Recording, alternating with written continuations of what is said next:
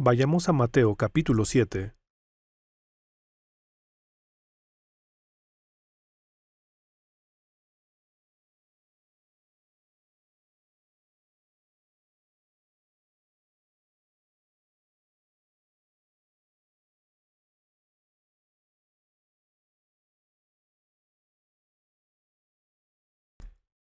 Mateo capítulo 7. Leeré desde el versículo 21.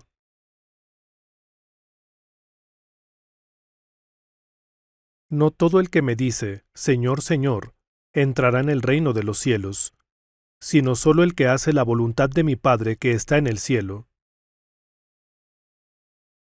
Muchos me dirán en aquel día, Señor, Señor, ¿no profetizamos en tu nombre, y en tu nombre expulsamos demonios, e hicimos muchos milagros?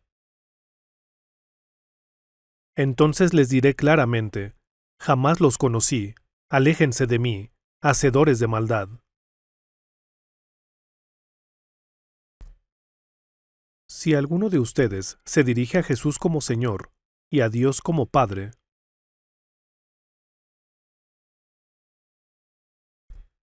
les recomendaría que piensen en estas palabras aquí. Si no tenemos esto en mente mientras leemos, existe una gran posibilidad de que seamos engañados. Pueden ser engañados cuando compran algo, y pueden ser engañados cuando compran un inmueble. También hay muchas otras formas en que pueden ser estafados o engañados en este mundo. Pero el asunto más importante aquí es cuando una persona es engañada con respecto a la fe. Es importante entender que de tal engaño no hay marcha atrás.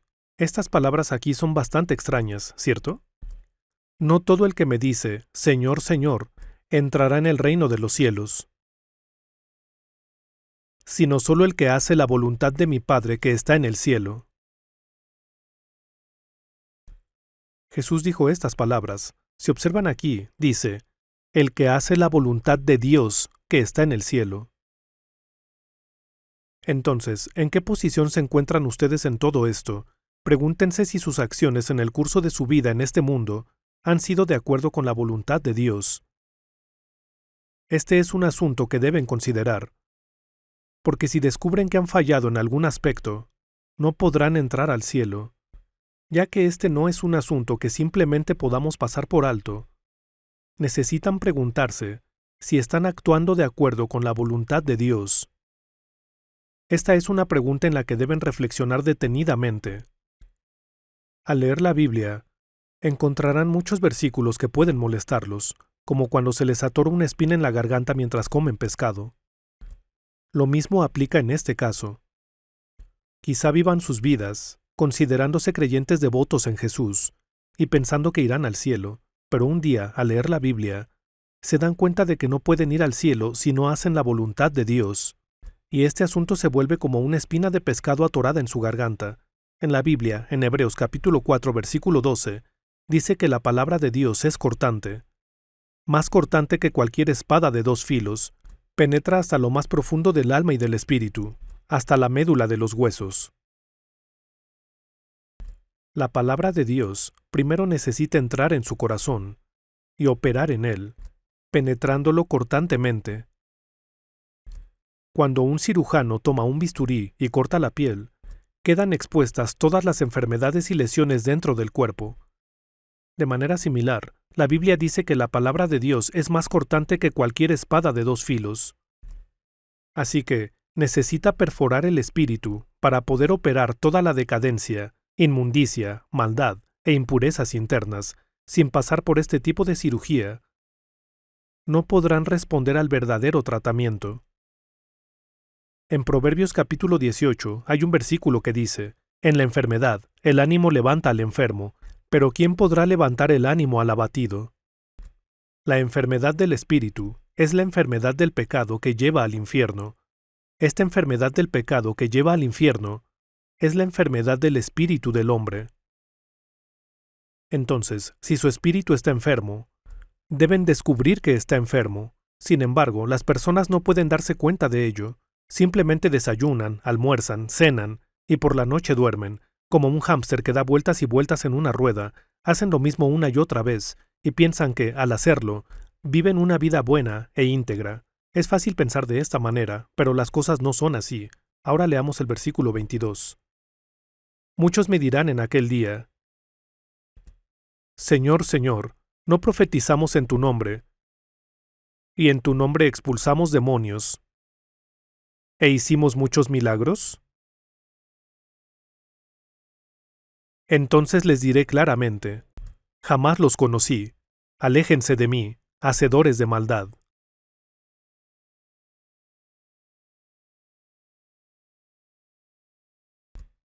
Aquí encontramos personas con una fe excepcionalmente mayor a la de las personas promedio. Pero un día, en aquel día es el día en que Jesús regresará a esta tierra, y todos nos tendremos que presentar ante Él. En ese momento, Jesús les dirá a estas personas que tienen tanta fe: no tengo idea de quiénes son, hacedores de maldad, aléjense de mí. Estas personas se irán al infierno. ¿Por qué? En el pasado, cuando vivía como pastor de una iglesia ordinaria, pensaba que este pasaje no tenía nada que ver conmigo, pero más tarde, me di cuenta de que estas palabras realmente aplicaban a mí. Aquí, cuando habla de personas que profetizaban en el nombre del Señor, se refiere a quienes predican la palabra de Dios. Luego dice: en tu nombre expulsamos demonios. Una vez logré expulsar un demonio. Aunque en ese tiempo aún no había nacido de nuevo, expulsé un demonio. Y aquí, cuando dice que habían hecho muchos milagros, significa que habían realizado muchas señales y milagros. Habían hablado en lenguas, e impuesto sus manos en la gente curando sus enfermedades. Se refiere a este tipo de cosas al decir aquí hacer muchos milagros. ¿Piensan que la fe de estas personas era una fe ordinaria? Está hablando de personas de gran fe. Pero entonces, ¿por qué al estar ante Jesús, después de su regreso, se les dijo: jamás los conocí? Pero aquí dice que ellos son hacedores de maldad. Los hacedores de maldad son aquellos que hacen lo que no deberían hacer.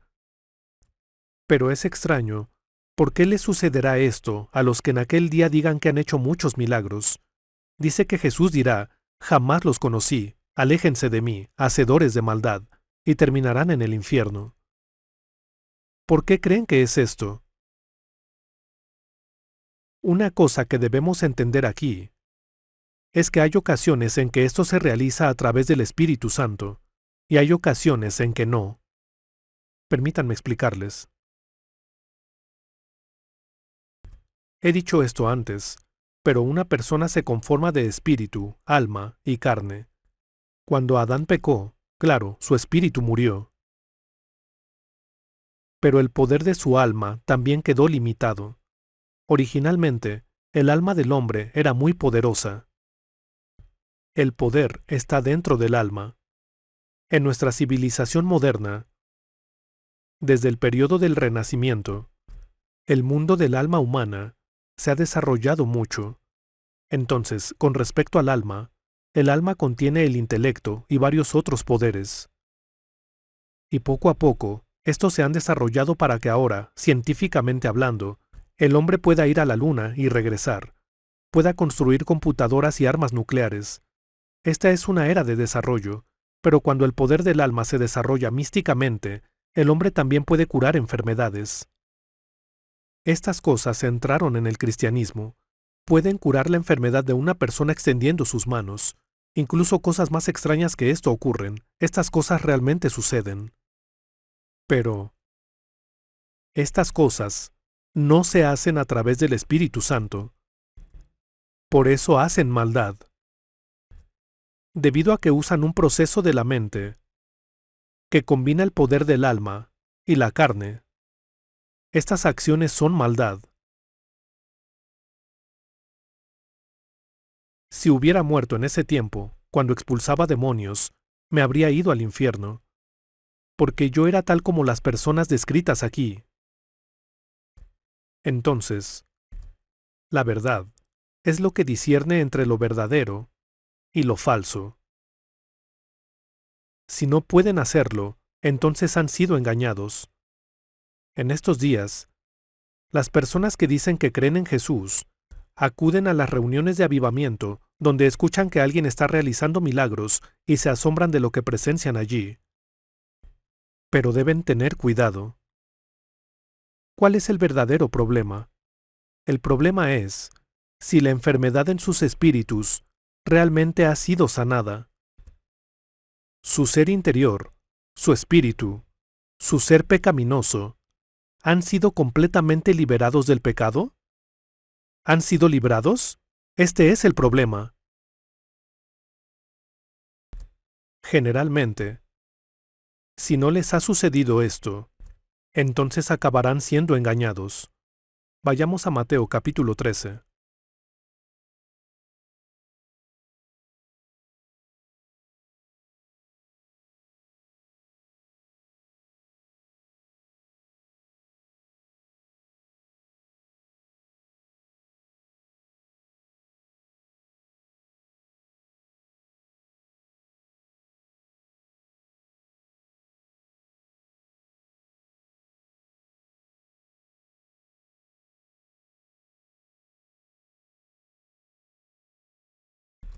Versículo 18. Versículo 18. Mateo capítulo 13, versículo 18. Escuchen ahora lo que significa la parábola del sembrador. Cuando alguien oye la palabra acerca del reino y no la entiende, viene el maligno y arrebata lo que se sembró en su corazón. Esta es la semilla sembrada junto al camino. Vean lo que dice aquí. Esta es una parábola acerca del reino de los cielos. Jesús habló del reino de los cielos usando la parábola de un sembrador. La semilla es la palabra de Dios. La semilla es la palabra de Dios que se siembra en el corazón. El primer tipo de corazón es el que está junto al camino. Junto al camino, este es un lugar que ha sido pisoteado por la gente que anda de arriba abajo por el camino hasta que se volvió rígido y duro. Una persona con ese corazón escucha las palabras de la Biblia, pero debido a que las palabras no entran en su corazón, las aves vienen y las devoran. En otras palabras, el diablo las arrebata. Eso es lo que dice, ¿cierto? En el versículo 19. Cuando alguien oye la palabra acerca del reino y no la entiende, viene el maligno. El maligno es el diablo, ¿verdad? Viene el maligno y arrebata lo que se sembró en su corazón. Esta es la semilla sembrada junto al camino. Esta es una persona cuyo corazón se ha endurecido. Es una persona que cree que ya sabe todo acerca de la Biblia. Cuando una persona tiene muchas ideologías filosóficas, teorías y éticas, hasta el punto en que su corazón se ha endurecido por completo, incluso si escucha estas palabras, no entrarán en su corazón. Ahora veamos el segundo ejemplo. Versículo 20.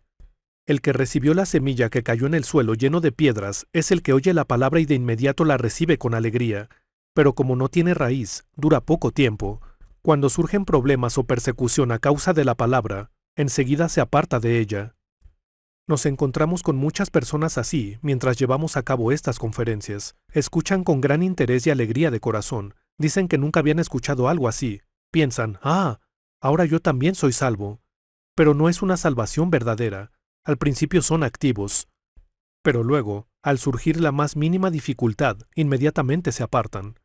Se debe a que el suelo no es profundo, y hay una capa de piedras en el fondo, por lo que nada puede tener raíces. Ese es el estado de sus corazones. Ahora veamos el tercer tipo de persona, versículo 22. El que recibió la semilla que cayó entre espinos es el que oye la palabra, pero las preocupaciones de esta vida y el engaño de las riquezas la ahogan. Por eso la semilla no llega a dar fruto. Ahora vean lo que dice aquí. Este tipo de corazón es un área llena de espinos. Este es un corazón totalmente preocupado por las cosas de este mundo, preocupado por los negocios, por tratar de ser exitoso en su vida, preocupado por ganarse la vida. Debido a todas estas preocupaciones, el corazón se vuelve enredado y confuso como un puñado de espinos. Dice que las palabras no llegan a dar fruto. Permítanme explicarles por qué estoy hablando de esto. Estamos ahora a la mitad de este curso de sermones. Mientras escuchan toda esta plática acerca de la Biblia, el campo de su corazón necesita ser trabajado. Para que su corazón reciba las palabras de la Biblia, debe estar tranquilo y ser humilde. Ese es el tipo de corazón que necesitan tener. Ahora veamos el cuarto ejemplo, versículo 23. Pero el que recibió la semilla que cayó en buen terreno es el que oye la palabra y la entiende. Este sí produce una cosecha hasta 100, 60 y 30 veces más. Vean lo que dice aquí, buen terreno. ¿Cuál es el buen terreno? Es un corazón humilde, un corazón arrepentido y un corazón que anda perdido buscando la verdad. Cuando la semilla cae en un corazón así, germina rápidamente y da mucho fruto. Pero independientemente del tipo de corazón que hayan tenido en el curso de sus vidas hasta ahora, en este momento, mientras escuchan las palabras de la Biblia, su corazón puede convertirse en tierra fértil. Dice aquí, pero el que recibió la semilla que cayó en buen terreno es el que oye la palabra y la entiende. Cuando dice, y la entiende, se refiere a las palabras de la Biblia resolviendo un problema que tienen, un problema con respecto a su pecado, o alguna otra cuestión. Eso es lo que significa entender aquí. Es solo cuando experimentan esta clase de entendimiento que el Espíritu Santo viene a ustedes, nacen de nuevo y son salvos. La Biblia dice, si Dios llamó dioses a aquellos para quienes vino la palabra, convertirse en un dios es cuestión de llegar a entender o darse cuenta de la verdad en la palabra de Dios, pues ustedes han nacido de nuevo, no de simiente perecedera, sino de simiente imperecedera, mediante la palabra de Dios que vive y permanece. Cuando entienden la verdad en la palabra de Dios, nacen de nuevo a través del Espíritu Santo. La última vez dije que el capítulo 5 es la clave para descifrar el libro de Apocalipsis. ¿Qué eran los 7 sellos? Dios le había confiado este mundo a Adán. Pero cuando Adán se lo entregó al diablo, los registros de esta transacción tomaron la forma de un rollo, el cual fue sellado con 7 sellos. De hecho, es el contenido del libro de Apocalipsis. Y el contenido que fue sellado con los 7 sellos es lo que aparece en el libro de Apocalipsis desde el capítulo 6.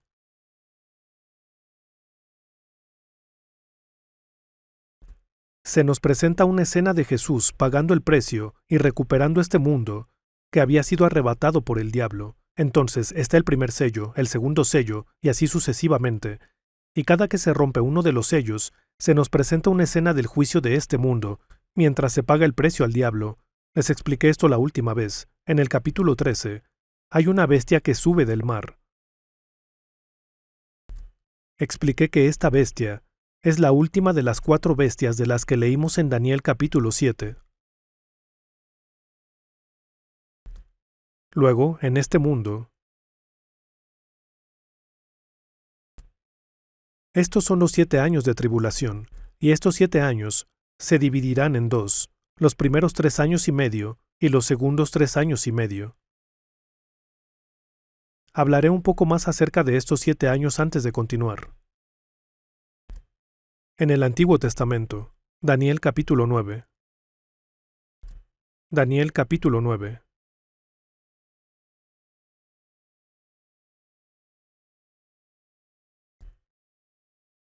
Capítulo 9.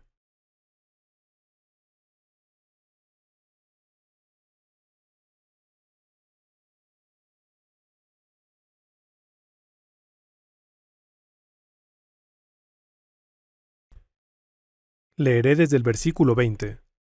Daniel capítulo 9, versículo 20.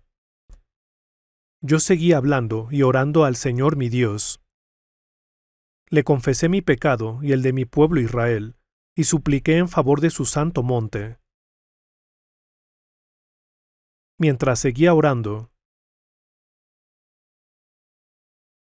Gabriel, a quien había visto en mi visión anterior, se me acercó volando rápidamente, como a la hora del sacrificio de la tarde. Me hizo la siguiente aclaración: Daniel, he venido en este momento para que entiendas todo con claridad. Tan pronto como comenzaste a orar, hubo una respuesta que vine a decirte. Porque eres muy apreciado. Presta, pues, atención a mis palabras, para que entiendas la visión.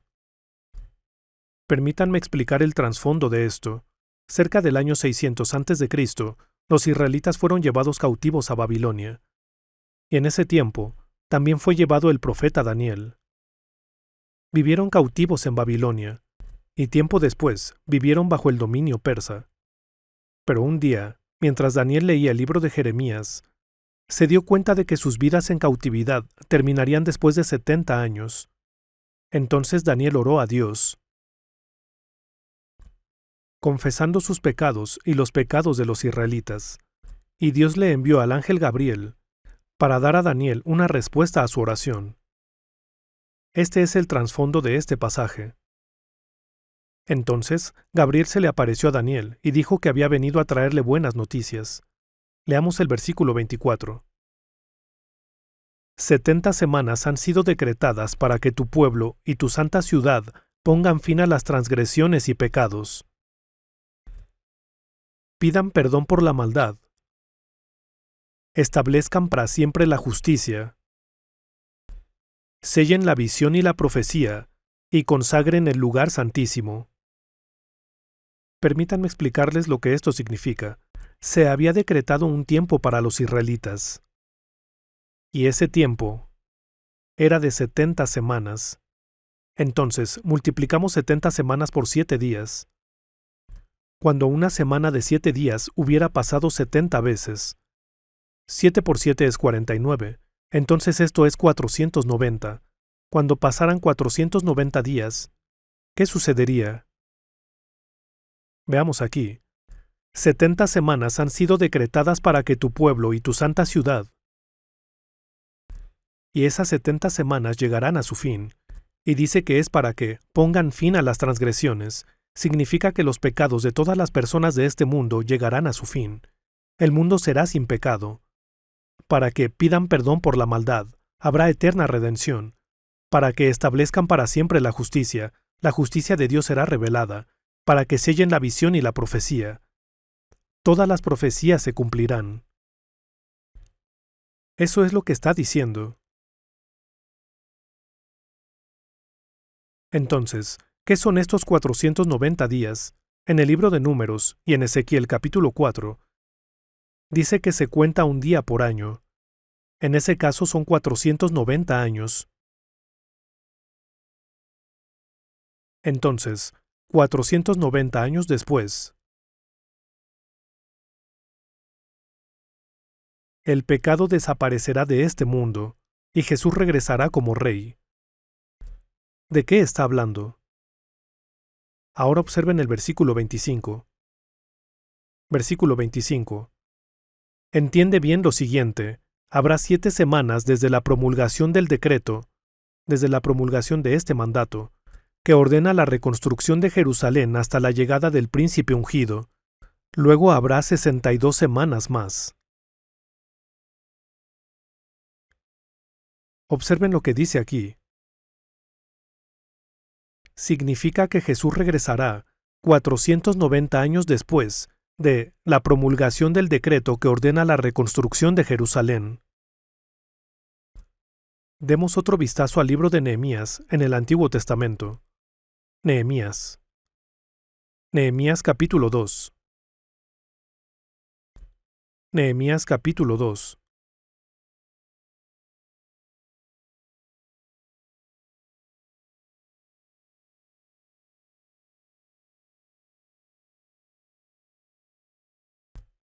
Leeré desde el versículo 1. Nehemías capítulo 2, versículo 1. Capítulo 2, versículo 1. Un día, en el mes de Nisán, del año 20 del reinado de Artajerjes, al ofrecerle vino al rey, como él nunca me había visto triste, me preguntó: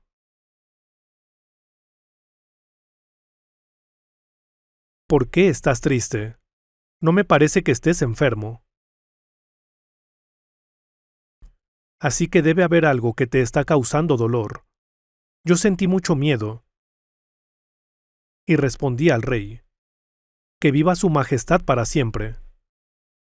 ¿Cómo no he de estar triste si la ciudad donde están los sepulcros de mis antepasados se halla en ruinas, con sus puertas consumidas por el fuego? ¿Qué quieres que haga?, preguntó el rey.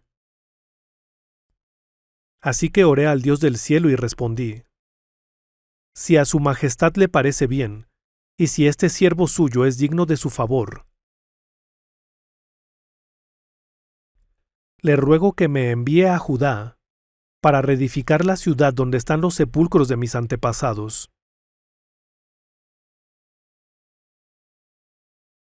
¿Cuánto durará tu viaje? ¿Cuándo regresarás? Me preguntó el rey, que tenía a la reina sentada a su lado. En cuanto propuse un plazo, el rey aceptó enviarme. Leamos hasta aquí. Durante el tiempo del rey Artajerjes del imperio persa, quienes destruyeron al imperio babilónico, el trabajo del profeta Nehemías era hacer vino y servirlo al rey. Esa era también una posición de gran responsabilidad en ese tiempo. Nehemías era un profeta de Judá. Un día, Nehemías escuchó que Jerusalén estaba completamente en ruinas, y estaba lleno de preocupación cuando fue a servir vino al rey. Entonces el rey Artajerjes le dijo: «Parece que algo te preocupa». Entonces el profeta Nehemías dijo: «Jerusalén, la ciudad capital de mi país, ha sido destruida y está en ruinas. ¿Cómo no voy a estar turbado?». Entonces el rey preguntó: «¿Qué quieres que haga?». Y Nehemías dijo: «Le ruego que me envíe allá para que pueda reconstruir la ciudad». Y entonces el rey Artajerjes dio la orden de restaurar la ciudad, de reconstruir la ciudad. Esto fue cerca del año 445 a.C., 445 a.C. Así que, una vez pasados 490 años desde el 445 a.C., Jesús regresará. No habrá más pecado en el mundo, y todas las profecías se cumplirán. Volvamos a Daniel capítulo 9. Versículo 25. Daniel capítulo 9, versículo 25. Entiende bien lo siguiente: habrá 7 semanas desde la promulgación del decreto que ordena la reconstrucción de Jerusalén hasta la llegada del príncipe ungido. Miren lo que dice aquí: habrá 7 semanas. 7 semanas representan 49 años. 49 años después de eso, la reconstrucción de la ciudad de Jerusalén fue completada. Tomó 49 años para que fuera completada, y después dice 62 semanas. 62 semanas. Si le sumamos esto, nos da 483 años. Ahora, si son 483 años, faltan unos pocos años para los 490, ¿no es así? Faltarían 7 años. Faltan 7 años. Observen lo que dice aquí, versículo 25. Hasta la llegada del príncipe ungido. Luego habrá 62 semanas más. Entonces será reconstruida Jerusalén, con sus calles y trincheras, pero en tiempos difíciles. Después de las 62 semanas, se le quitará la vida al ungido y se quedará sin nada. Cuando dice ungido, está hablando de Jesús. Jesús es llamado el Cristo. Y Cristo significa ungido. En el Antiguo Testamento, había 3 deberes que se designaban mediante la unción. El primero eran los profetas. Cuando los profetas eran designados, se derramaba aceite sobre sus cabezas. El segundo eran los sacerdotes. Los sacerdotes eran ungidos para sus cargos. Y cuando los reyes eran nombrados, eran ungidos con aceite. Esto es equivalente al Espíritu Santo en los tiempos del Nuevo Testamento. Por eso Jesús fue concebido por el Espíritu Santo y nació. Y cuando fue bautizado y subió del agua, el Espíritu Santo descendió sobre él como una paloma. Esto significa que fue ungido por el Espíritu Santo.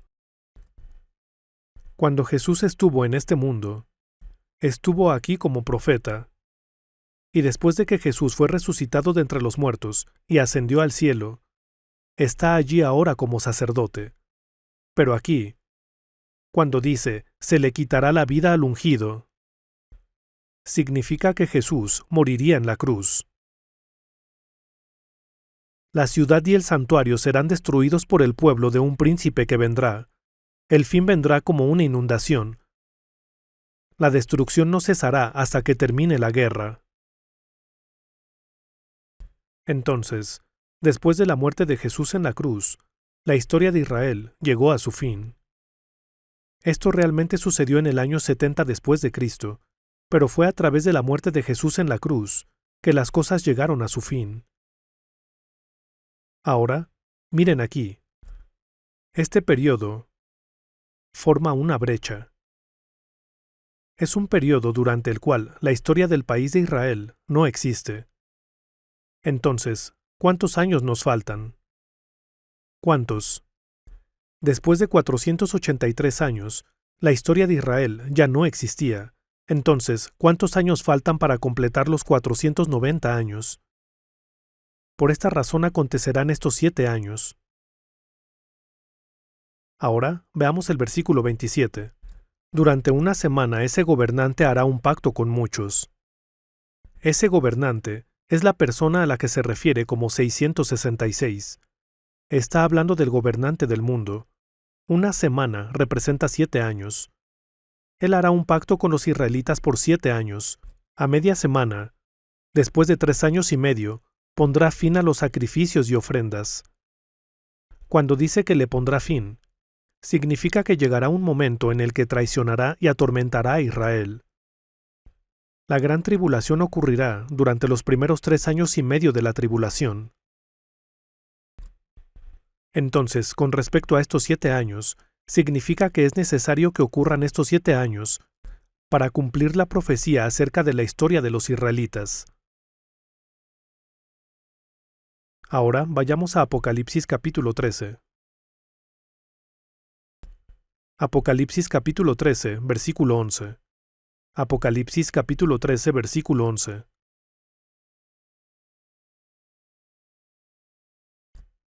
Después vi que de la tierra subía otra bestia. Tenía 2 cuernos como de cordero, pero hablaba como dragón. Ejercía toda la autoridad de la primera bestia en presencia de ella, y hacía que la tierra y sus habitantes adoraran a la primera bestia, cuya herida mortal había sido sanada. También hacía grandes señales, incluso la de hacer caer fuego del cielo a la tierra, a la vista de todos. Con estas señales que se le permitió hacer en presencia de la primera bestia, engañó a los habitantes de la tierra. Ordenó que hicieran una imagen en honor de la bestia que, después de ser herida a espada, revivió. Se le permitió infundir vida a la imagen de la primera bestia, para que hablara y mandara matar a quienes no adoraban la imagen. Aquí vemos una bestia que sube de la tierra. La bestia que sube del mar, que aparece en el capítulo 13, versículo 1, surge del mundo. Y la bestia que sube de la tierra se refiere a un líder de Israel. Un profeta se levantará de en medio de Israel. Permítanme explicarles. El pueblo de Israel ha creído por los pasados 4000 años que el Mesías vendrá un día.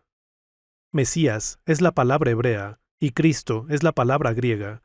Hace 2000 años, el Cristo, que es el Mesías, vino a este mundo. Pero los judíos no lo reconocieron como el Mesías y lo rechazaron. El pueblo de Israel que no creyó en Jesús cree que el Mesías aún vendrá en el futuro. ¿Qué tipo de Mesías están esperando? Están esperando un Mesías que salve a la nación de Israel. Esto es lo que creen. Si observan esto a partir de ahora, lo verán. Israel continuamente está siendo acorralada por el mundo. Si vemos detenidamente el mundo de hoy, verán que los Estados Unidos y partes de Europa apoyan a Israel.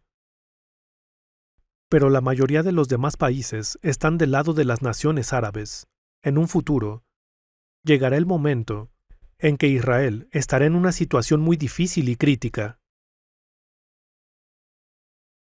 En ese tiempo, el profeta de Israel unirá fuerzas con las Naciones Unidas para formar una gran nación. Una nación que manejará un gran poder. Formarán una alianza. Como leímos anteriormente en Daniel capítulo 9, durante una semana ese gobernante hará un pacto con muchos. Ese pacto es una alianza.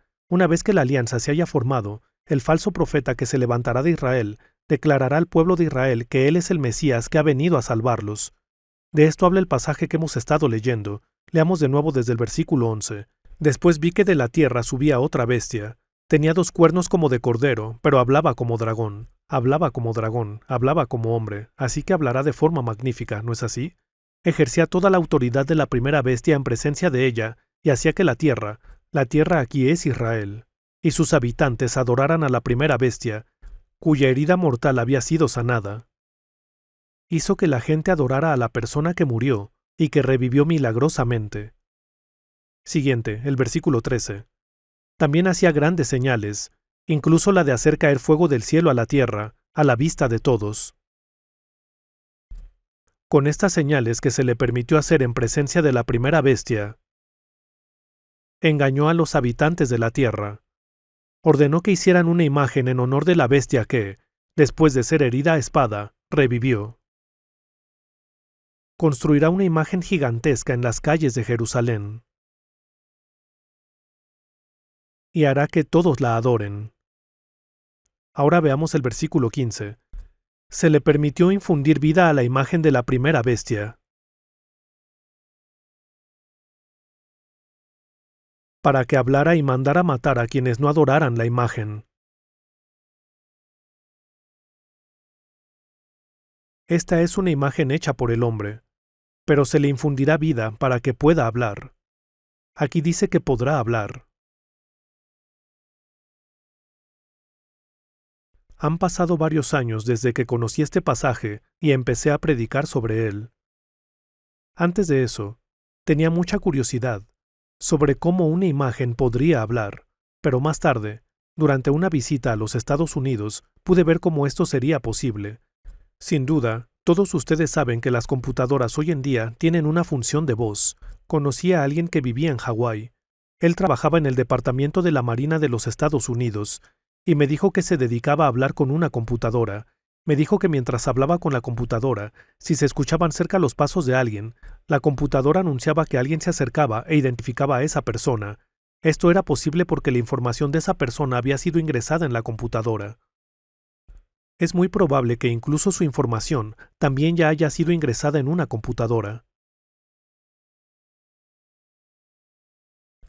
Y debido a que una computadora puede hablar, si ellos construyen esa enorme estatua e instalan una computadora dentro de ella, ésta podrá hablar, con una voz muy alta. Esto está sucediendo justo frente a nuestros ojos. Miren aquí, el libro de Apocalipsis fue escrito hace 2000 años.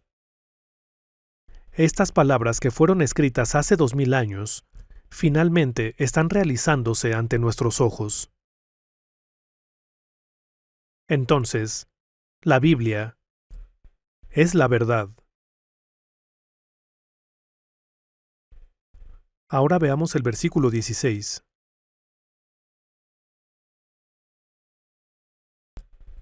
Además logró que a todos, grandes y pequeños, ricos y pobres, libres y esclavos, se les pusiera una marca en la mano derecha o en la frente,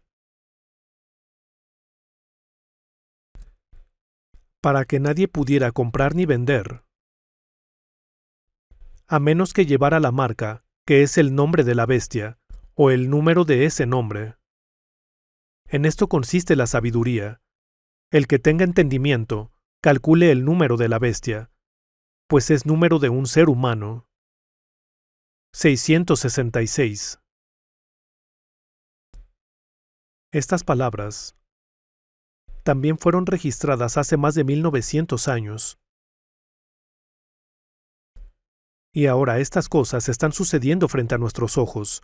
¿Qué significa el que las personas reciban una marca en la frente? El número 666 es el nombre de un gobernante mundial. Leamos esto de nuevo, versículo 17. Para que nadie pudiera comprar ni vender, a menos que llevara la marca que es el nombre de la bestia. El nombre de la bestia, el nombre del gobernante del mundo, el nombre de la bestia, o el número de ese nombre. El nombre está registrado como un número. Todos, sin excepción, ya han sido ingresados en las computadoras. Ahora observen el versículo 18. En esto consiste la sabiduría. El que tenga entendimiento, calcule el número de la bestia, el número de su nombre, pues es número de un ser humano. 666. Dice que el número de un ser humano es 666. ¿Qué significa esto?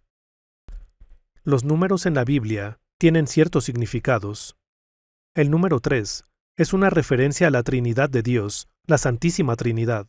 Luego, el número 4 representa al mundo. La suma de 4 y 3 es 7. El número 7, desde una perspectiva bíblica, es un número completo. ¿Qué hay del hombre? El hombre es imperfecto, por lo tanto, el número 6 representa al hombre. Pero aquí dice 666. ¿Qué significa esto? Representa a un hombre, convirtiéndose en un Dios. El número 3 representa a Dios. Y entonces esto significa que es un hombre que trata de actuar como Dios. Este es el anticristo y el gobernante del mundo. Por favor pongan un separador aquí, y vayamos a 2 de Tesalonicenses capítulo 2. Está en el Nuevo Testamento.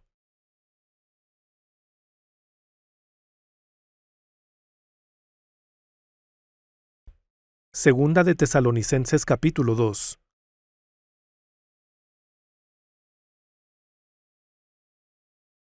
Segunda de Tesalonicenses capítulo 2, versículo 1. Ahora bien, hermanos, en cuanto a la venida de nuestro Señor Jesucristo y a nuestra reunión con Él, les pedimos que no pierdan la cabeza ni se alarmen por ciertas profecías, ni por mensajes orales o escritos supuestamente nuestros, que digan, ya llegó el día del Señor.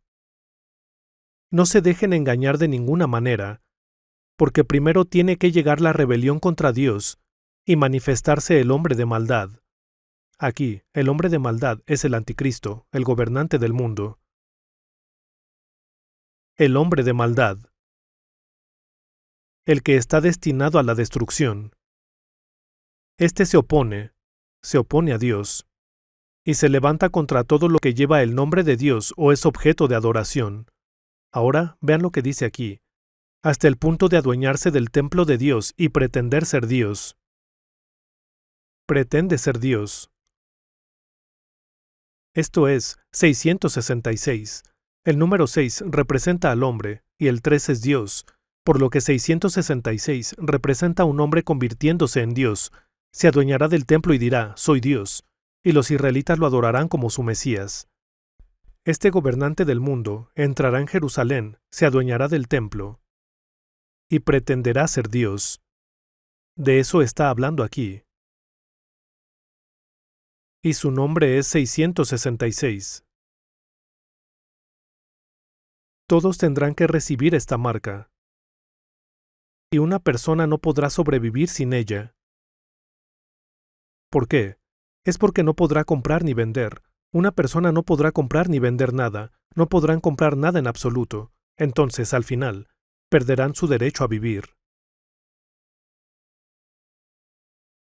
Debido a esto, todos se apresurarán a recibir la marca. Si reciben la marca, será extremadamente conveniente. En ese tiempo, no necesitarán dinero.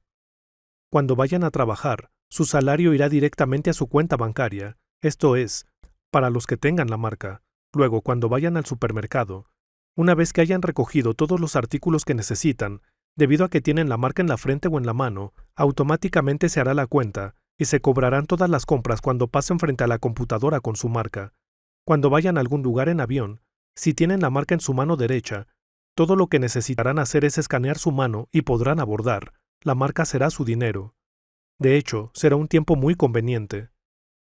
Permítanme mostrarles una fotografía. Esta revista es una revista alemana llamada Stern.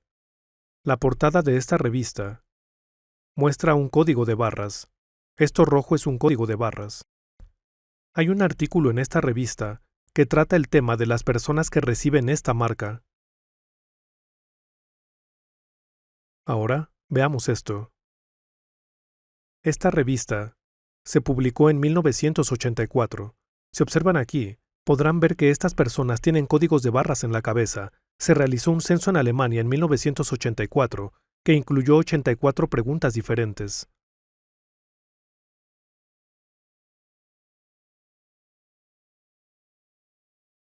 Este es un artículo del periódico coreano Chosun del 5 de noviembre de 1988. Esto también ha estado sucediendo en Corea. El encabezado aquí dice, preparativos para capturar 78 datos personales de todos los ciudadanos. Parece ser que también en Corea realizaron investigaciones secretas para crear registros de 78 detalles personales de cada persona. Dado que la oposición fue muy grande, no llevaron a cabo esto oficialmente. Muchas personas en Alemania también se opusieron a esto. En este momento, esta revista publicó un artículo afirmando que el objetivo del censo era poder poner una marca en la frente o la mano de cada persona. La Biblia fue registrada hace 2000 años. Pero hoy, estos eventos se están desarrollando frente a nuestros ojos. Claramente están sucediendo. En el futuro, todos recibirán esta marca. Cuando se les ordene recibir la marca, harán fila como si estuvieran haciendo fila para recibir raciones de comida.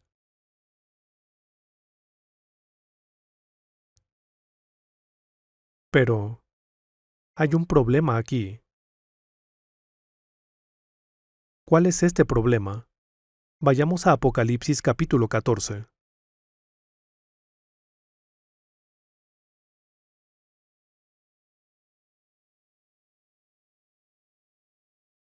Apocalipsis capítulo 14, versículo 9. Lo seguía un tercer ángel que clamaba a grandes voces. Si alguien adora a la bestia y a su imagen, y se deja poner en la frente o en la mano la marca de la bestia, beberá también del excitante vino de la ira de Dios, que en la copa de su ira está puro, no diluido. Será atormentado con fuego y azufre, en presencia de los santos ángeles y del Cordero. El humo de este tormento sube por los siglos de los siglos. No habrá descanso ni de día ni de noche para el que adore a la bestia y a su imagen, ni para quien se deje poner la marca de su nombre. Vean lo que dice aquí. Dice que todo aquel que reciba la marca en su frente o en su mano, irá al infierno.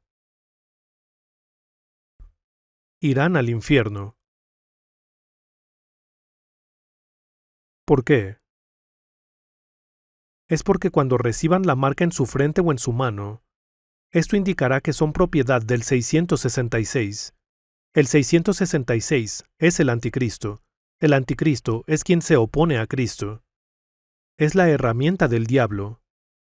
Así como Jesús es el Hijo de Dios, que vino a este mundo en forma humana, el anticristo es Satanás, que vendrá en forma humana. Por eso, se oponen entre sí. Así que los que reciban esta marca le pertenecerán.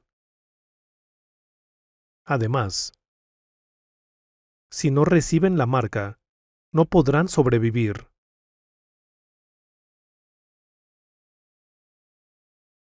Entonces, ¿qué puede hacer una persona al respecto? Si no reciben la marca, no podrán sobrevivir. Si reciben la marca, irán al infierno. Por eso la Biblia dice, dichoso el que lee, y dichosos los que escuchan las palabras de este mensaje profético. Han vivido su vida hasta ahora sin saber nada de esto, ¿cierto? Aquí, el conocer este hecho se describe como sabiduría. Veamos el versículo 18, capítulo 13, versículo 18. En esto consiste la sabiduría. El que tenga entendimiento, calcule el número de la bestia, pues es número de un ser humano, 666.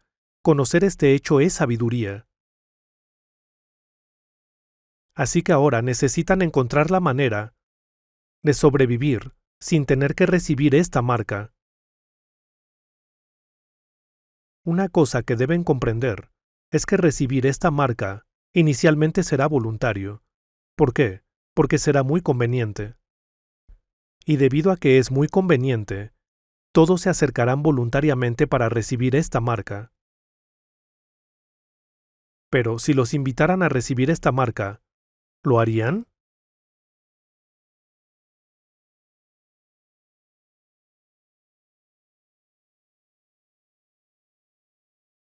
En ese caso, ¿qué van a hacer si no pueden sobrevivir sin recibir la marca? Estas palabras están escritas aquí porque la manera de resolver este problema se encuentra en la Biblia. Incluso saber lo que han escuchado hasta ahora es una bendición, ya que ahora pueden buscar la manera de sobrevivir.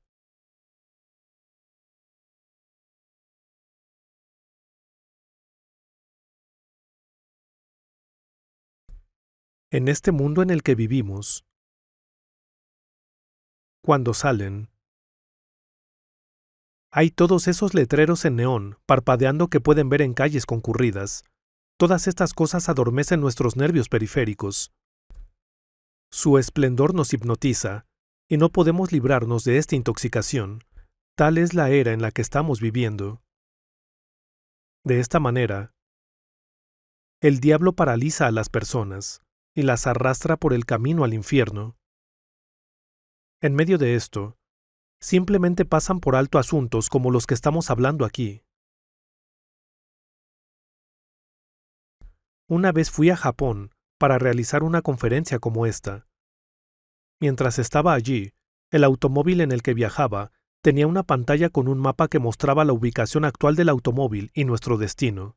Esto fue posible porque la pantalla estaba conectada a un satélite. En el futuro, si las personas reciben la marca en la frente o en la mano, será posible rastrear su ubicación, donde quiera que vayan y hagan lo que hagan. Todo esto podrá ser rastreado usando satélites y computadoras.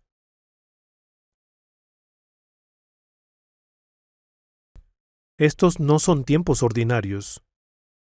Esta era en la que vivimos se dirige rápidamente hacia un final drástico.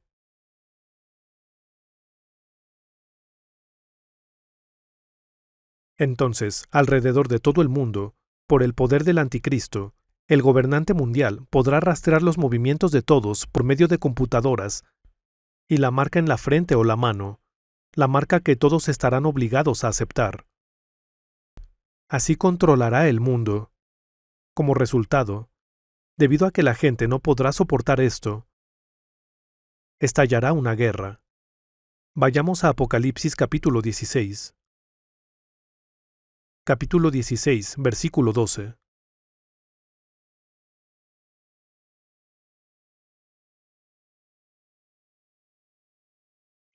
El sexto ángel derramó su copa sobre el gran río Éufrates, y se secaron sus aguas para abrir paso a los reyes del oriente.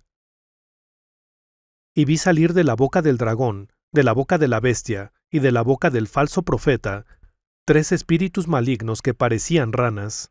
Son espíritus de demonios que hacen señales y que salen a reunir a los reyes del mundo entero para la batalla del gran día del Dios Todopoderoso. Cuidado, vengo como un ladrón. Dichoso el que se mantenga despierto, con su ropa a la mano, no sea que ande desnudo y sufra vergüenza por su desnudez. Entonces los espíritus de los demonios reunieron a los reyes en el lugar que en hebreo se llama Armagedón. La guerra de Armagedón estallará. Entonces, ¿dónde es Armagedón? Si viajan hacia el norte por la costa mediterránea, llegarán a un lugar donde las montañas terminan repentinamente. Es aquí donde se encuentra la ciudad portuaria de Haifa. Luego, si viajan desde Haifa en auto, en aproximadamente 1 hora, encontrarán la tierra cubierta de bosques, y luego aparecerá una colina. En esta colina encontrarán una placa que se ve así. Esta es la placa y dice, Megiddo. Esto significa Armagedón, y la placa dice que este es el lugar donde los cristianos creen que ocurrirá la guerra final en el curso de la historia. Entonces, en el mapa, como dije hace un momento, si viajan tierra adentro en automóvil por aproximadamente 1 hora desde la ciudad portuaria de Haifa, llegarán a una cuenca muy amplia. Desde aquí no se ve, pero al otro lado de la cuenca está el puerto de Nazaret, donde creció Jesús de Nazaret. Es una cuenca muy amplia, y es allí donde estallará la guerra de Armagedón, la guerra final en la historia de la humanidad. Entonces, ¿qué países lucharán entre sí en esa guerra? Veamos el versículo 12. El sexto ángel derramó su copa sobre el gran río Éufrates, y se secaron sus aguas para abrir paso a los reyes del oriente. El río Éufrates se encuentra en la región donde ocurrió la guerra del Golfo. Este es el Golfo Pérsico. Hay dos ríos que desembocan en el Golfo Pérsico y se unen para formar un río. Al norte está el río Tigris y al sur está el río Éufrates. La ciudad de Bagdad está situada entre estos dos ríos. Aquí dice que estas aguas se secarán para abrir el camino a los ejércitos del oriente, para abrir paso a los reyes del oriente. Todos los ejércitos del lejano oriente se combinarán. Todos los jóvenes unirán fuerzas. Debido a que todos habrán recibido la marca en la frente o en la mano, y porque estarán siendo observados constantemente, se les hará insoportable y se sentirán completamente frustrados, debido a que están siendo observados todo el tiempo en todo lo que hacen. Así que marcharán sobre Jerusalén, donde estará el Anticristo. Pero para llegar a Jerusalén, primero deberán cruzar el río Éufrates. Deben cruzar el Éufrates. Tengo otro artículo aquí que me gustaría mostrarles. El título de este artículo dice, Camino que atraviesa el Himalaya. Este es un dibujo de un camino que pasa por debajo de las montañas. Hay un túnel debajo de las montañas del Himalaya que va desde el Medio Oriente hasta Pakistán. Este túnel se terminó hace algunos años. Esto muestra el trabajo de construcción del túnel. Tengo un artículo más que me gustaría mostrarles. Alguien me dio esto cuando estaba de viaje en los Estados Unidos. Veamos lo que dice aquí. China abre el camino para visitantes de la Ruta de la Seda. Este artículo dice que China ha comenzado a pavimentar la Ruta de la Seda. Todas estas cosas pueden verse como parte de los preparativos. Permítanme mostrarles otro artículo. Veamos esto ahora. El encabezado dice, lucha por las aguas del Éufrates. Si ven aquí, pueden ver la presa de Ataturk. La presa de Ataturk. Turquía se encuentra alrededor del tramo norte del río Éufrates, el cual fluye desde Turquía, atraviesa Siria y desemboca en Irak. Una vez que esta presa sea terminada, las aguas del río Éufrates se secarán. Una vez que se complete esta presa, las aguas del río Éufrates se secarán. Entonces, las fuerzas aliadas de Asia tendrán que viajar en tanques o camiones para cruzar el Éufrates. Por eso es necesario que este río se seque. Las aguas del río ya han comenzado a secarse.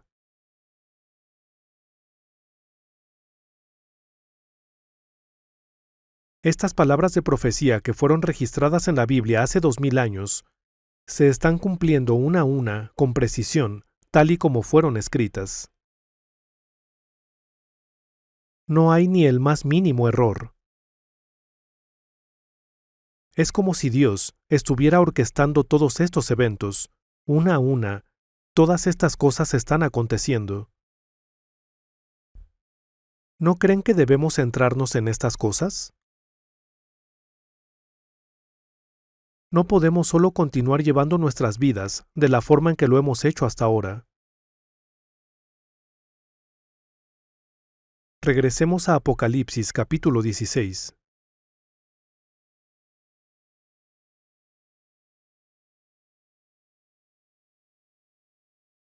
Versículo 13.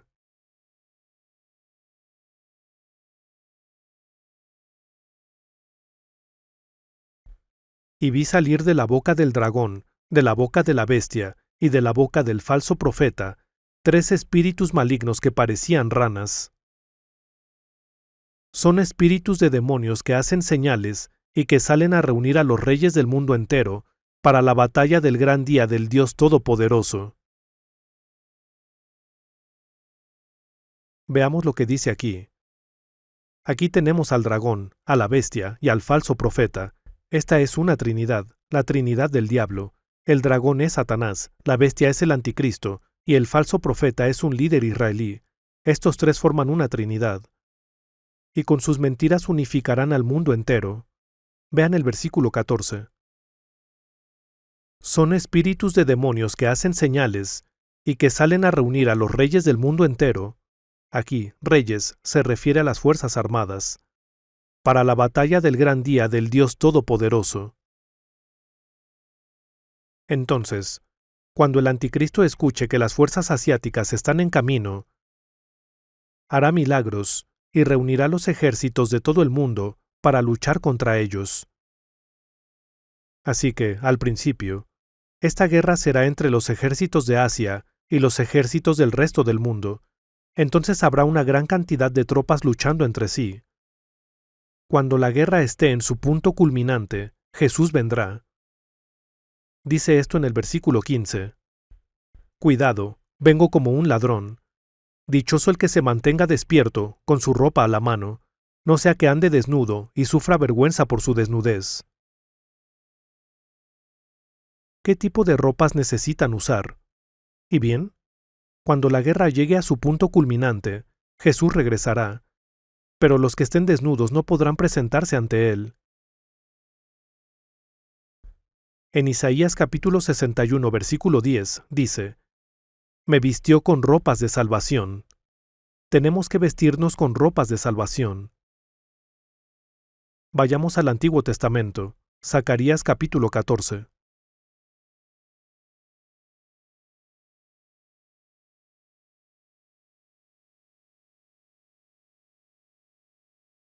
Zacarías capítulo 14.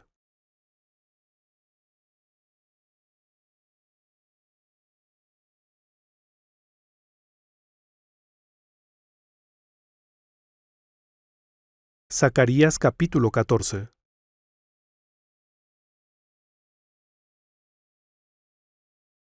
Zacarías capítulo 14, versículo 1. Jerusalén, viene el día del Señor cuando tus despojos serán repartidos en tus propias calles. Movilizaré a todas las naciones para que peleen contra ti. Te conquistarán. Saquearán tus casas y violarán a tus mujeres. La mitad de tus habitantes irá al exilio. Pero el resto del pueblo se quedará contigo. Entonces saldrá el Señor y peleará contra aquellas naciones, como cuando pelea en el día de la batalla. Veamos lo que dice aquí. En el Nuevo Testamento dice, del gran día del Dios Todopoderoso. Este es el último día de este mundo. En el Antiguo Testamento dice, el día del Señor. Este es el día en que la guerra de Armagedón llegará a su punto culminante, y en el que Jesús vendrá de nuevo. Este es el día del Señor. Las naciones serán reunidas, las naciones de todo el mundo serán reunidas para combatir contra Jerusalén. Entonces, Jerusalén será destruida una vez más. Esta será la tercera vez que Jerusalén sea destruida. Pero no será completamente destruida. Vean aquí el versículo 2. Movilizaré a todas las naciones para que peleen contra ti, te conquistarán. Saquearán tus casas y violarán a tus mujeres. La mitad de tus habitantes irá al exilio, pero el resto del pueblo se quedará contigo. Versículo 3. Entonces saldrá el Señor y peleará contra aquellas naciones, como cuando pelea en el día de la batalla.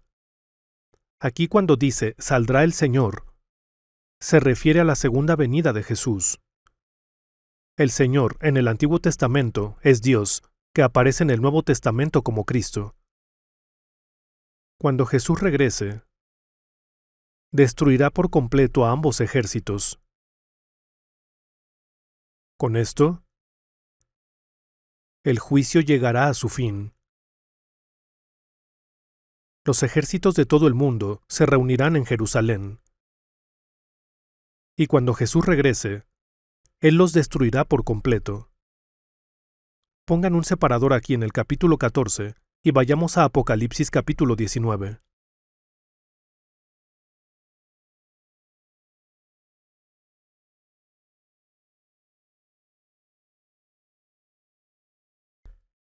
Apocalipsis capítulo 19 en el Nuevo Testamento.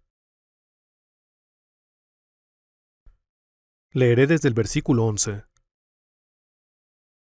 Luego vi el cielo abierto, y apareció un caballo blanco. Su jinete se llama Fiel y Verdadero, con justicia dicta sentencia y hace la guerra. En Apocalipsis capítulo 6 aparece un hombre montando un caballo blanco, ¿no es así? Él es el anticristo. Y este pasaje aquí describe la segunda venida de Jesús, cuando regresará montando un caballo blanco. Versículo 12. Sus ojos resplandecen como llamas de fuego, y muchas diademas ciñen su cabeza. Lleva escrito un nombre que nadie conoce sino solo él. Está vestido de un manto teñido en sangre, y su nombre es el Verbo de Dios. Lo siguen los ejércitos del cielo, montados en caballos blancos y vestidos de tela de lino fino, blanco y limpio. Todo un ejército de ángeles le seguirá. De su boca sale una espada afilada, con la que herirá a las naciones. Las gobernará con cetro de hierro. Él mismo exprime uvas en el lagar para sacar el vino del furor del castigo que viene de Dios Todopoderoso. En su manto y sobre el muslo lleva escrito este nombre, Rey de Reyes y Señor de Señores. Está hablando de la segunda venida de Jesús. Vi a un ángel que, parado sobre el sol, gritaba a todas las aves que vuelan en medio del cielo: Vengan, reúnanse para la gran cena de Dios, para que coman carne de reyes, de jefes militares y de magnates, carne de caballos y de sus jinetes, carne de toda clase de gente, libres y esclavos, grandes y pequeños. Entonces, cuando todos ellos mueran, las aves de rapiña se reunirán para darse un festín con su carne. Versículo 19. Entonces vi a la bestia y a los reyes de la tierra con sus ejércitos, reunidos para hacer guerra contra el jinete de aquel caballo y contra su ejército. Cuando Jesús regrese, los ejércitos que habían estado luchando entre sí se unirán para luchar contra Jesús.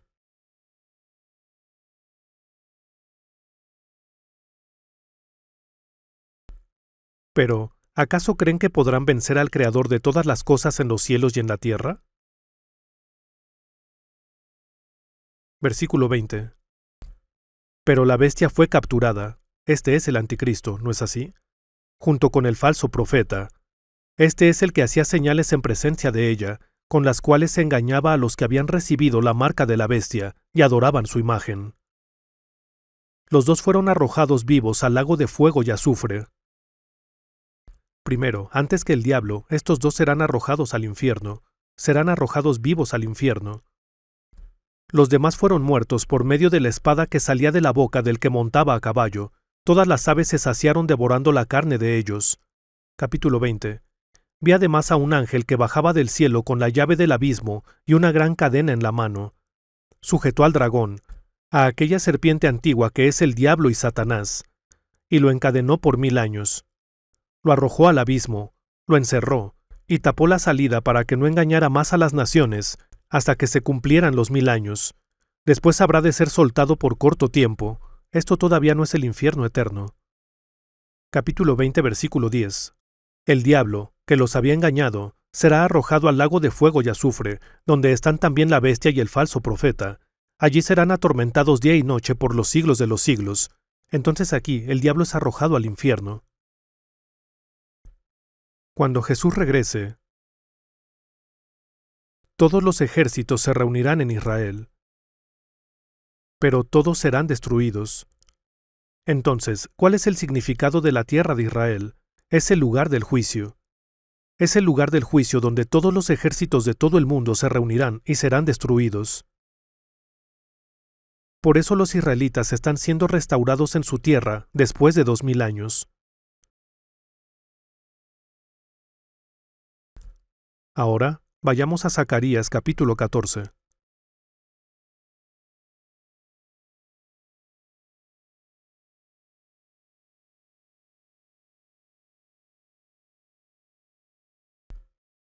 Versículo 4. Versículo 4. Zacarías capítulo 14, versículo 4. En aquel día, sus pies estarán en el monte de los olivos que se encuentra al este de Jerusalén.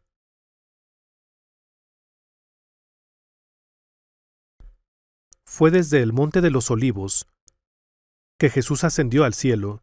Entonces, cuando Jesús regrese a la tierra, también será al monte de los olivos. El monte de los olivos está situado a unos 3 kilómetros de Jerusalén, al otro lado del valle de Cedrón. Allí es donde Jesús volverá. y es allí donde destruirá a todos los ejércitos del mundo, y a partir de ese momento comenzará el reino de los 1000 años, durante el cual Jesús reinará sobre el mundo entero. Hay otro punto muy importante del que me gustaría hablarles hoy. Si reciben la marca, serán arrojados al infierno. Pero si no reciben la marca, no podrán sobrevivir en este mundo, por lo que no pueden recibirla, pero tampoco pueden evitar recibirla. Entonces la pregunta aquí es, ¿cómo pueden evitar este dilema? Leamos de nuevo el versículo 4. En aquel día sus pies estarán en el monte de los olivos, que se encuentra al este de Jerusalén. El monte de los olivos se partirá en dos de este a oeste. Formará un gran valle, con una mitad del monte desplazándose al norte y la otra mitad al sur. Ustedes huirán por el valle de mi monte, porque se extenderá hasta Asal. Huirán como huyeron del terremoto en los días de Usías, rey de Judá. Entonces vendrá el Señor mi Dios. Esta es la segunda venida de Jesús, acompañado de todos los santos. Miren lo que dice aquí.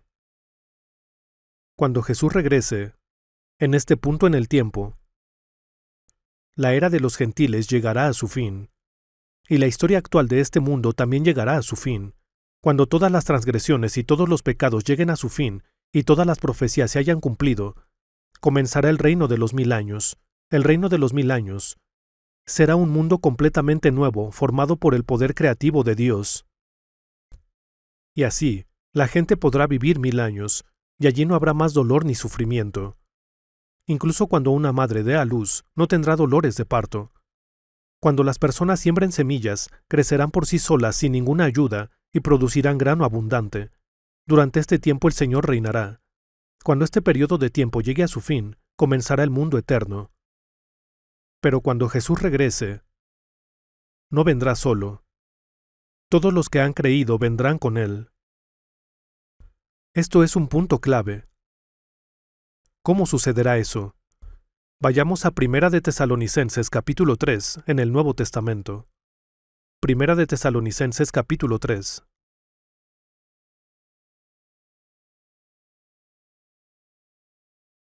Primera de Tesalonicenses capítulo 3 versículo 13. Versículo 13. Leamos. Que los fortalezca interiormente para que, cuando nuestro Señor Jesús venga con todos los que han creído en Él, la santidad de ustedes sea intachable delante de nuestro Dios y Padre. Jesús vendrá de nuevo, y todos los que han creído vendrán con Él. ¿Qué quiere decir esto? La segunda venida de Jesús ocurrirá solo una vez, pero tendrá lugar en el transcurso de 7 años. Pero esos 7 años se dividen en dos partes. Al principio, cuando Él venga, lo hará en el aire. Cuando Jesús aparezca en el aire, justo en este punto, justo antes del comienzo de la tribulación de 7 años, ocurrirá un incidente. Veamos Primera de Tesalonicenses capítulo 4. Capítulo 4 versículo 16.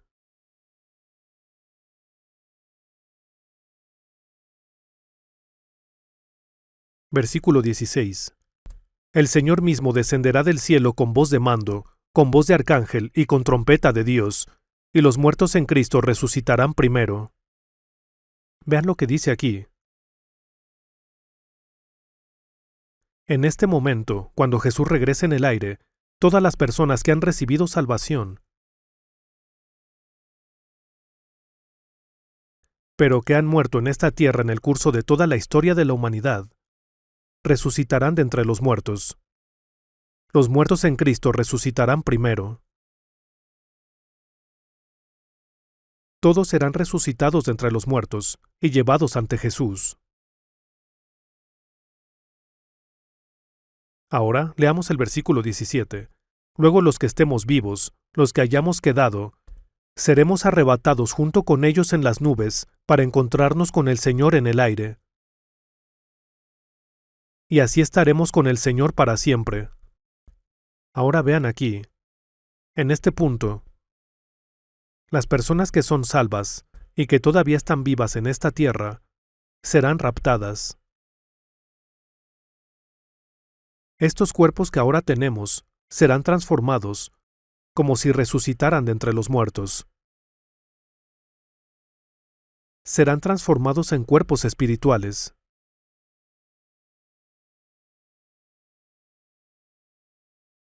Y de esta manera se soluciona el problema.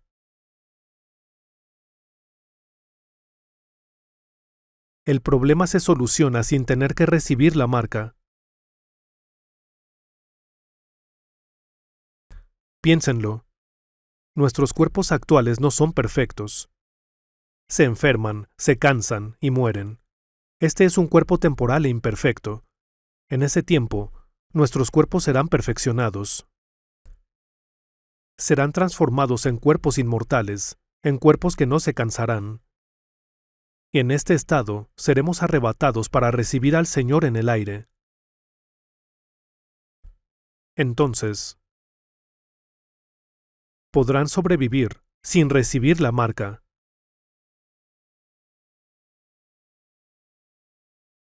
Es debido a que este camino existe, que la Biblia nos habla de ello.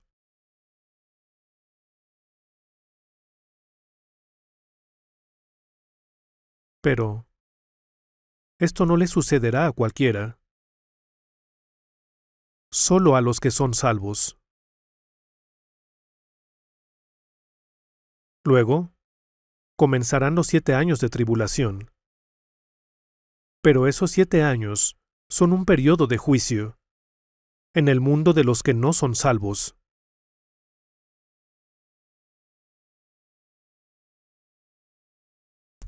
Piensen en esto. ¿Qué ha sido lo más importante en sus vidas hasta ahora?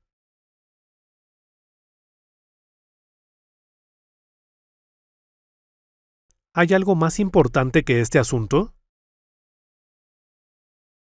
Y conocerán la verdad, y la verdad los hará libres. Si una persona descubre esta verdad, cuando llegue el momento, todos sus problemas serán resueltos.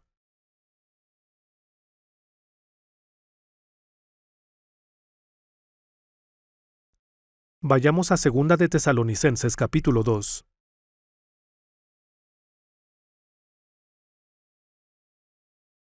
Leamos el capítulo 2 desde el versículo 3.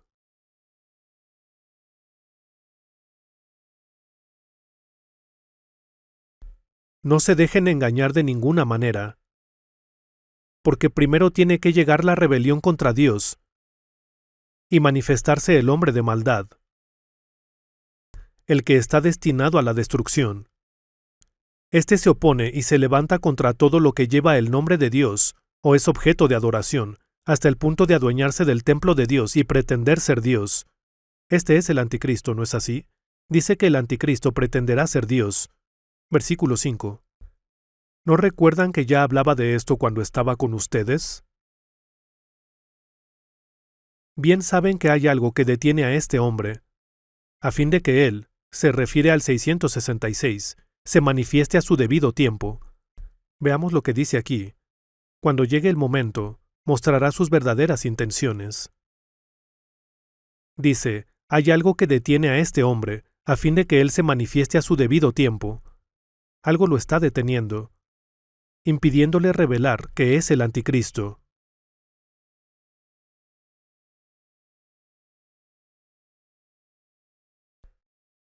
Una vez que esta fuerza que lo sujeta desaparezca, llegará su tiempo. Es entonces cuando se revelará el tiempo de la oscuridad. Leamos el versículo 7. Es cierto que el misterio de la maldad ya está ejerciendo su poder, pero falta que sea quitado de en medio el que ahora lo detiene. Entonces se manifestará aquel malvado, a quien el Señor Jesús derrocará con el soplo de su boca, y destruirá con el esplendor de su venida. Entonces, ¿quién es el que ahora lo detiene? Es el Espíritu Santo, el Espíritu Santo. Después de que Jesús fue crucificado, resucitó de entre los muertos y ascendió al cielo, el Espíritu Santo vino a esta tierra. Así que ahora el Espíritu Santo está en este mundo. Es debido a que el Espíritu Santo está aquí, que el Anticristo no puede manifestarse. El Espíritu Santo está en este mundo. Y hasta cierto punto, conmueve las conciencias incluso de las personas que no son salvas.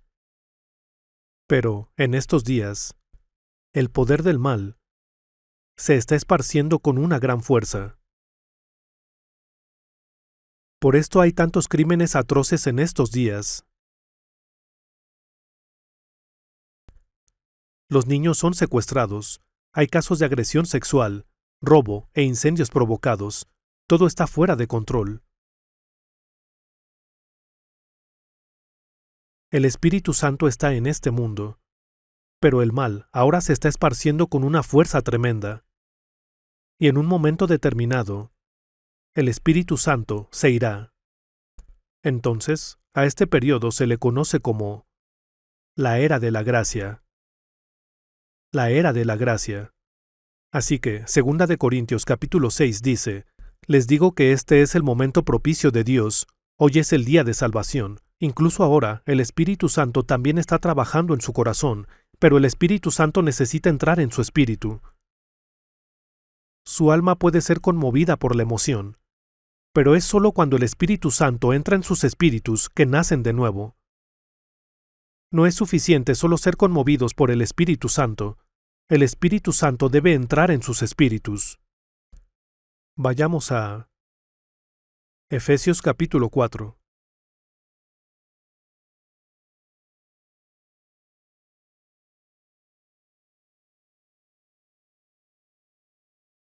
Efesios capítulo 4.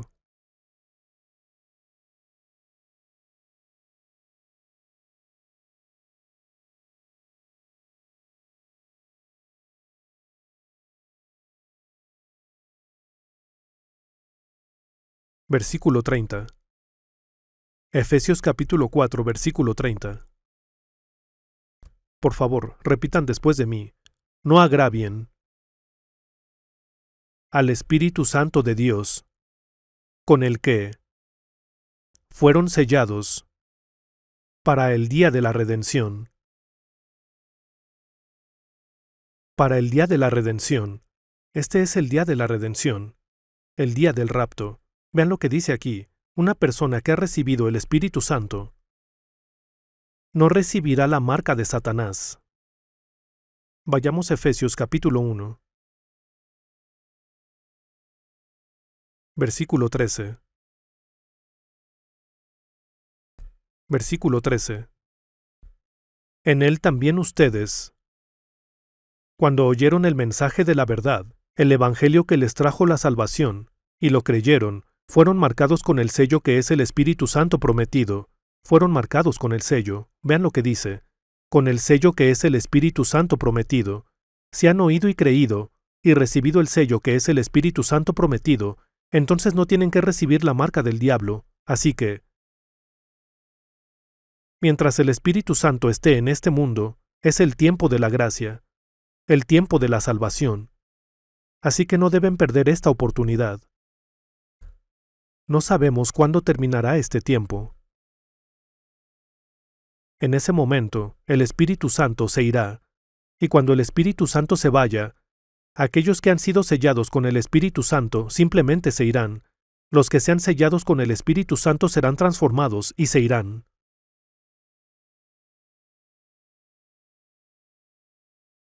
Entonces, como ven, todavía están viviendo en la era de la gracia. Incluso ahora, pero llegará a su fin. Y no sabemos cuándo. Una vez que haya sucedido el rapto, comenzará la tribulación.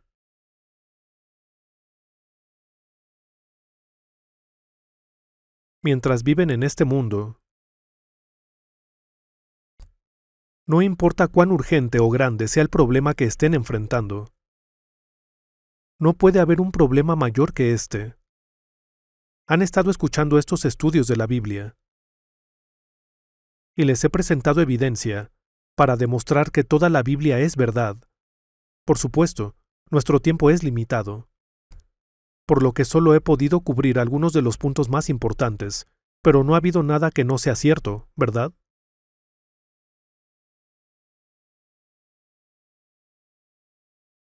Los eventos que aún ocurrirán en el futuro son la tribulación y la segunda venida de Jesús, cuando las personas salvas sean transformadas.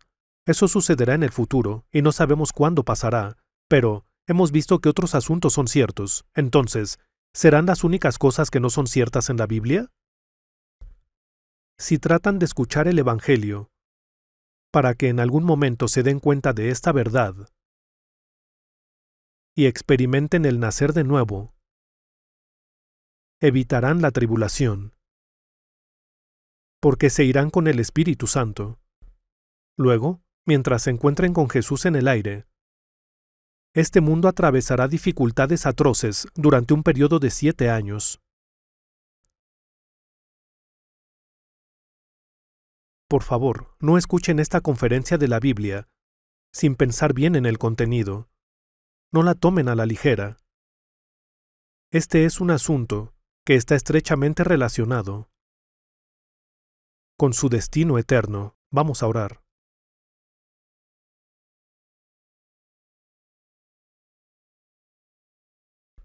Señor Santo, hemos estado examinando tu palabra. Tú has dicho que los que leen y los que escuchan las palabras de esta profecía y hacen caso a lo que está escrito en ella, son dichosos. A través de la Biblia, hemos leído tus palabras, que nos dicen en qué era estamos viviendo ahora, y lo que nos acontecerá. Sabemos que incluso el solo saber de esto es una gran bendición. Pero también sabemos que tenemos que hacer una cosa más. Tenemos que hacer caso a estas palabras.